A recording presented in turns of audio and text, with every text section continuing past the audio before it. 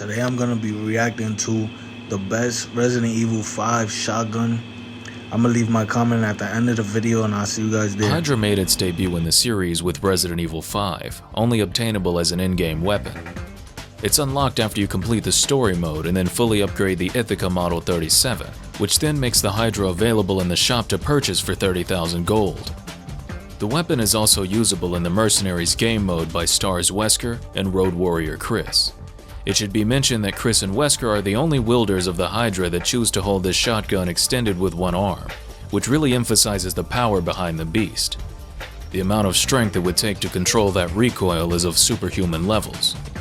The Hydra stands as the most powerful shotgun in Resident Evil 5. With a wide spread and a fast fire rate, it blasts the Ithaca, the M3, and Jailbreaker out of the competition.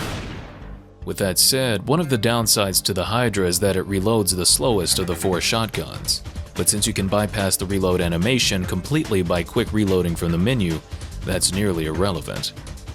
Even though it's a triple barrel shotgun, the game lets you carry upwards of 10 shells in the chambers. You just gotta use your imagination for this one, as we clearly only see 3 barrels to hold 3 rounds. Whether the Hydra is the best weapon in Resident Evil 5 is debatable, but we sincerely believe it's the most fun weapon to use. With the one-arm aiming, over-the-shoulder view and a handful of enemies, it becomes the most effective last-minute option to clear the view into safety, with each blast feeling like a moment of relief. With such a bold appearance in Resident Evil 5, fans would be thrilled to see the Hydra's return in the series' subsequent releases. In Revelations 1, the Hydra is only obtainable after completion of the campaign on normal difficulty or higher. It can be found in the item box for a New Game Plus playthrough. As for raid mode, it's featured in both Revelations 1 and Revelations 2's respective raid modes, unlocked at random points as stage completion rewards. It's just a matter of time and luck before you have it in your hands in this bonus mode. The performance of the Hydra in these two games is mediocre at best.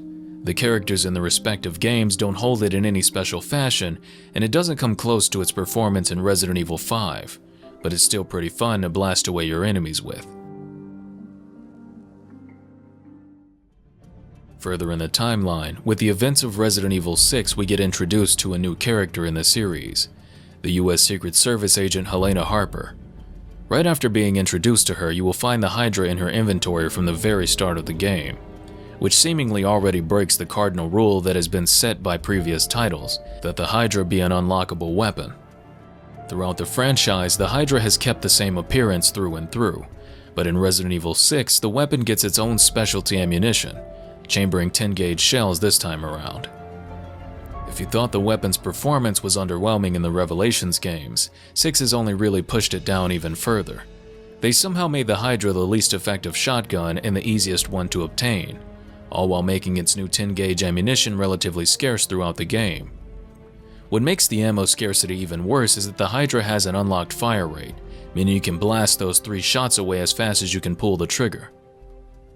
Why they gave the Hydra to Helena in the first place is beyond our comprehension. A Secret Service agent armed with an almost mythical triple-barrel sawed-off shotgun is pretty ridiculous, even for Resident Evil standards. Maybe it was some form of fan service. Who knows?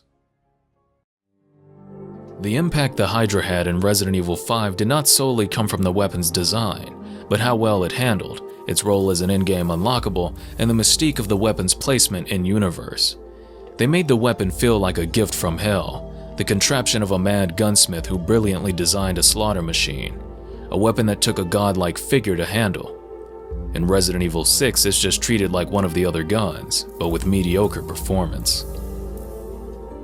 The Hydra is a gun that may get overlooked if people didn't get to experience the magic it had in Resident Evil 5. Whatever your opinions may be about that game, or the direction it took, I recommend you cast that aside, even for just a little bit, and find a co-op partner to play through it with, enough to experience the Hydra in its truest form.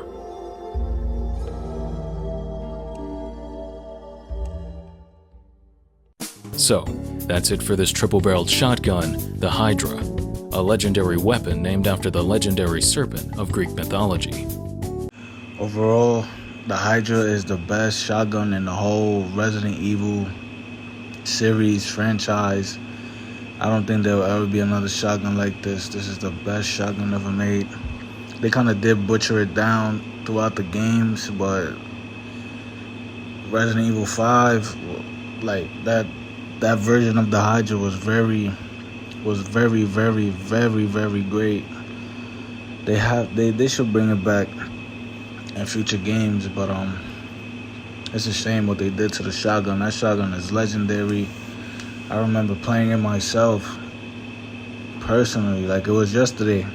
Shotgun just melting many bosses, clearing out large crowds. It's a great shotgun. It's just sad again that they butchered it the way they did. Honestly, I played Resident Evil 6 and I didn't even know that it was in Resident Evil 6. They gave it to Helena. They should have gave it to Leon. I don't know why they didn't give it to Leon in all honesty, but I might go play Resident Evil 6 and Resident Evil 5 again just for the nostalgia. But until then, I'll see you guys again. Leave a like, subscribe.